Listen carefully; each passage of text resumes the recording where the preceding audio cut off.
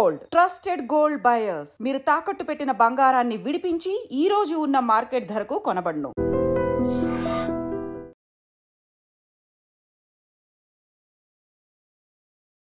రేవంత్ రెడ్డి సర్కార్ వచ్చి 2 సంవత్సరాలు అవుతోంది. వచ్చిన 6 నెలల్లోనే ఖచ్చితంగా ఈ డ్రగ్స్ కావచ్చు, గంజాయి బ్యాచ్ ఎక్కడ కూడా కనబడకుండా ఉండాల్సిందే.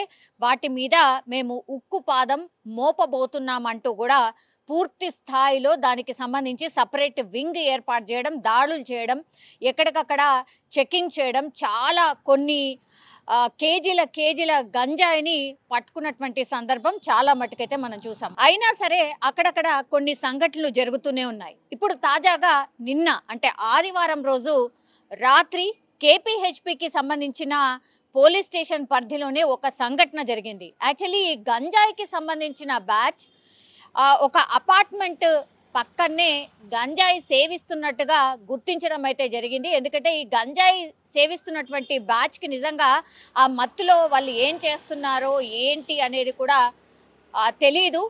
అంటే ఆ మత్తు తీసుకున్న తర్వాత నిజంగా మనిషిలాగా కాదు మృగాల్లాగా మారిపోతారు అనే దానికి ఎగ్జాంపులే ఈ సంఘటన అనుకోవచ్చు. అయితే ఈ గంజాయికి సంబంధించి ఒక 5గురు ఈ గంజాయి సేవిస్తున్నట్టు వాళ్ళని గుర్తించిండు. అపార్ట్మెంట్ పక్కనే సేవిస్తున్నారు కాబట్టి అపార్ట్మెంట్ అనగానే మనకు తెలుసు వాచ్మెన్ అంటే వ్యక్తి ఉంటాడు అని. సో ఆ బిల్డింగ్కి సంబంధించిన వాచ్మెన్ అది గుర్తించిండు. దాని తర్వాత ఆ ఇరుగు పొరుగు వాళ్ళతోని కలిసి ఈ గంజాయి సేవిస్తున్న బ్యాచ్ దగ్గరికి వెళ్ళి మీరు ఇక్కడ గంజాయిని సేవించొద్దు, మీరు నేను అంటే ఎన్ని టైమ్స్ మీకు చెప్పినా సరే పదే అదే చేస్తున్నారు, ఇక్కడ నివాసం ఉండే ప్రాంతాలు ఇవన్నీ కూడా మా సార్ వాళ్ళు చూస్తే కోప్పడతారు, మీరు ఇక్కడ నుంచి వెళ్ళిపోండి అంటే ఈ గంజాయి సేవిస్తున్న బ్యాచ్ ఏదైతే ఉందో ఆయన మీదనే తిరగబడ్డం, గొడవ స్టార్ట్ చేయడం, కొంత గలాటాకు కూడా దారి తీయడం అయితే జరిగింది. అయితే ఈ గంజాయికి సంబంధించిన ఈ బ్యాచ్లో ఒక పర్సన్ పేరు వచ్చేసి పవన్. ఆ పవన్ అనే వ్యక్తి గంజాయి సేవిస్తున్న వ్యక్తుల్లో ఒకడు. ఆ పవన్ అనే వ్యక్తి ఇంకా కొంత రెచ్చిపోయి ఇప్పుడు ఈ వాచ్మెన్ అనే వ్యక్తి పేరు వచ్చేసి వెంకటరమణ. ఆయన మీద పూర్తి స్థాయిలో ఆయన దగ్గర ఉన్నటువంటి ఒక ఇనుప చువ్వ ఉంటుంది కదా షార్ప్గా, అంటే మన ఇల్లు కట్టుకునేటప్పుడు ఏదైతే ఇనుప రాడ్లు ఏవైతే ఉంటాయో అట్లాంటి ఒక రాడ్ అక్కడ తీసుకొని పూర్తిగా డైరెక్ట్గా ఈ వెంకటరమణ ఎవరైతే ఈ అపార్ట్మెంట్కి సంబంధించిన వాచ్మెన్ ఎవరైతే ఉన్నారో ఆ వాచ్మెన్ని డైరెక్ట్గా గుండెల్లోనే పొడవడం జరిగింది అత్యంత దారుణంగా.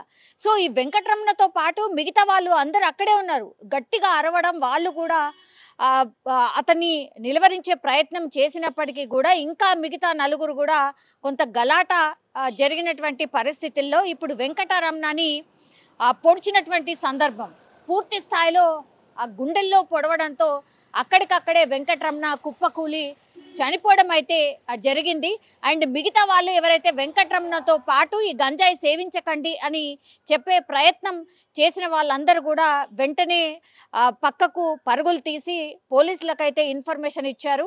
ఆ లోపలనే ఈ మిగతా గంజాయి బ్యాచ్ అట్లాగే ఈ పవన్ అనే వ్యక్తి ఎవరైతే పొడిచాడో ఆ వ్యక్తిని కూడా పూర్తిగా పరారైనటువంటి పరిస్థితి. ఇప్పుడు పోలీసులు రంగంలోకి దిగారు. పోలీసులు ఇమ్మీడియట్గా స్పాట్కి చేరుకొని అసలు ఏం జరిగింది ఏంటి, అక్కడ జరిగినటువంటి సంఘటన, ఆ డీటెయిల్స్ అన్ని కూడా వీళ్ళ దగ్గర నుంచి తీసుకున్నటువంటి పరిస్థితి. ఇప్పుడు ఈ గంజాయి సేవించినటువంటి బ్యాచ్ పూర్తి స్థాయిలో పరారీలో ఉంది. నిన్నటి నుంచి కూడా వాళ్ళ కోసం వెతుకుతున్నటువంటి పరిస్థితి. అయితే అక్కడక్కడ ఇట్లాంటి గంజాయి సేవిస్తున్నటువంటి బ్యాచ్ కొంత నిర్మానుష్య ప్రాంతాలు, ఎక్కువగా జనసంచారం లేనటువంటి ప్రాంతాలని చూస్ చేసుకొని అట్లాగే చీకటి పడ్డ తర్వాత కొంత అందరు లోపలికి వెళ్ళిపోతారు, అందరూ నిద్రలోకి జారుకుంటారు. కాబట్టి ఇట్లాంటి వాళ్ళు ఐదర్ కొంత జనసాంద్రత లేని ప్రాంతాలు అనుకోండి, లేకపోతే ఈ గార్డెన్స్ అనుకోండి, ఇట్లాంటి ప్లేస్లో ఈ బ్యాచ్ అంతా కూడా రెచ్చిపోతూ ఉంటుంది. సో ఇట్లాంటి సంఘటన జరిగిన తర్వాత ఇప్పుడు పోలీసులు ఒకటే చెప్తున్నారు, ఈ బ్యాచ్ని అత్యంత తొందరగా మేము పట్టుకోబోతున్నాం, అట్లాగే హత్య చేశాడు కాబట్టి మరి ఈ గ్యాంగ్ ఇంత దారుణంగా ఒడిగట్టడానికి రీజన్ ఏంటి అనేది కూడా తెలుసుకునే ప్రయత్నం చేస్తున్నాం అనేటువంటి మాట అయితే ఇప్పుడు కేపీహెచ్పికి సంబంధించిన పోలీసులు అయితే చెప్తున్నటువంటి పరిస్థితి అయితే కనిపిస్తోంది. ఒక రకంగా ఆందోళన అయితే నెలకొంది. బికాజ్ గంజాయి తాగద్దు అన్నందుకే హత్య చేశాడు అని అంటే వాళ్ళ మానసిక స్థితి ఏ రేంజ్లో ఉంది అనేది కూడా మనకు స్పష్టంగా అర్థమవుతోంది. ఎన్ని అవగాహన కార్యక్రమాలు చేసినా, ఎంత అవగాహన కల్పించినా సరే ఇప్పుడు ఇట్లాంటి బ్యాచెస్ చాలా అంటే చాలానే ఉన్నాయి. అక్కడక్కడ ఇట్లా మనుషుల మీద దాడి చేయడమో లేకపోతే ఇట్లా పొడిచి చంపినప్పుడు బయటకు వస్తున్నాయి తప్పించి, కానీ చాలా చోట్ల కూడా ఇంకా కూడా గంజాయి దొరుకుతోంది. వీటి మీద ఇంకా కూడా సీరియస్ యాక్షన్ తీసుకోవాల్సిందే అని స్థానికులు అయితే చెప్తున్న సిచ్యువేషన్ అయితే కనిపిస్తోంది. ఒక రకంగా కేపీహెచ్పి అది యాక్చువల్లీ చాలా రద్దీగా ఉన్నటువంటి ప్రాంతాల్లో ఇట్లాంటి సంఘటన జరగడంతో ఇప్పుడు కొంత ఆందోళన అయితే వ్యక్తమవుతోంది. పేరు జగదీష్ మేర్శెట్టి అండి. ఇక్కడ KBHP colony JNT metro station దగ్గర సర్దార్పేట నగర్లో వాచ్మెన్గా పనిచేస్తున్నాం. నేను మా అన్నయ్య తోడళ్ళు నిన్న ఆదివారం కావడంతో చికెన్ అయి తెచ్చుకుని ఇంట్లో భోజనం వండుకుని తినకుండా 12:30 టైంకి ఒక గంజాయి బ్యాచ్ మా అపార్ట్మెంట్ వెనకాల పార్కులో గంజాయి తాగుతున్నారు. దూరంగా తాగారు. ఎప్పుడుని ఈ రాత్రి అతిగా మీరి మా ఇంటికి గోడ దాకా వచ్చి మా ఇంటి దగ్గర అల్లరి చేయడం జరిగింది. మీరు ఎందుకు ఇలా చేస్తున్నారని చెప్పి అడిగినందుకు, నీకెందుకు సంబంధం, నీకేంటి పని, మా నీ ప్లేసా పార్కే కదా, నీ అయ్యి జాగిరీ కాదు కదా, మమ్మల్ని తిట్టారు, దూషించారు. దాన్ని నేను వాళ్ళ ఫోటో తీసుకుని మా సార్ కంప్లీట్ ఇద్దామని వెళ్ళాను. వాళ్ళు అతిగా మమ్మల్ని తిట్టడం వల్ల మా అన్నయ్య వెళ్ళి ఎందుకు తిడుతున్నారు, మీకు ఏట్రా సంబంధం అని అడిగినందుకు అందులో పవన్ అనే వ్యక్తి మా అన్నయ్యని పడవడం జరిగిందండి. మా అన్నయ్య అప్పటికప్పటికే 2 నిమిషాలు చనిపోవడం కూడా జరిగింది. పోలీసులు కంప్లైంట్ ఇచ్చాము. ఒక 4గురిని పట్టుకున్నారు. వాళ్ళు మొత్తం 5 మంది వచ్చారు. అర్ధరాత్రి 12:10 టైంకి.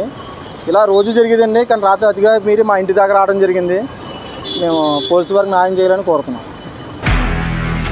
నిజంగా ప్రస్తుతం ఉన్నటువంటి సమాజం దేనికి ప్రయారిటీ ఇస్తుంది?